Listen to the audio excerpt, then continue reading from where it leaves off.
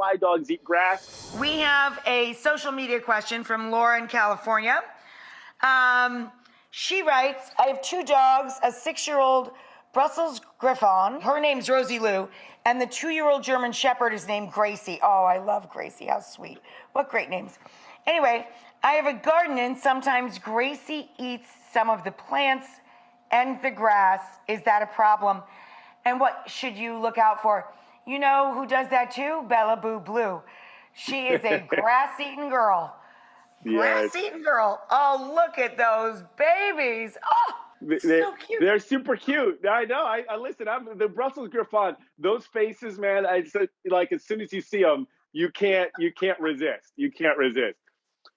Yeah, I mean, listen.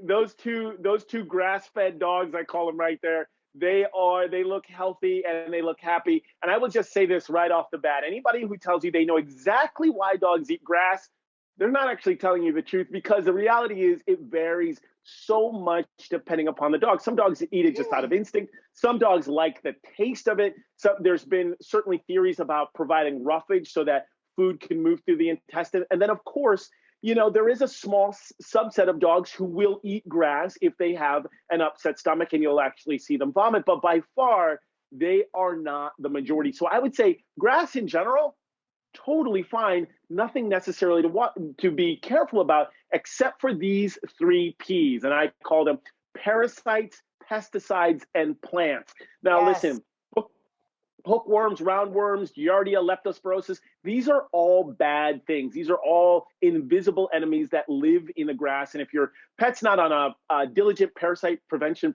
plan, definitely talk to your vet. And then, of course, pesticides. If the grass has recently been treated with pesticides, listen, these can be dangerous. They can cause vomiting, diarrhea, muscle tremors, and things like that. So make sure that the grass has not recently been treated. But then, of course, there are plants out there that can be problematic and toxic. It used to just be a binary thing, toxic versus non-toxic. But now things are a little bit more nuanced, and we call them toxic, poisonous, or completely safe. And I would put them in those 3 categories. Listen, if you're at home, you're like me, you don't really know plants to their sort of encyclopedic knowledge. And so what I like to do, in case you're worried, is once you've researched a plant, just put a card in the vase that's either red, orange, or green. That way you know the threat level. And if you have a pet that's over your house that eats something and you're nervous about it, well, now you know, okay, there's a card right in the vase. We know that this is not going to be a problem.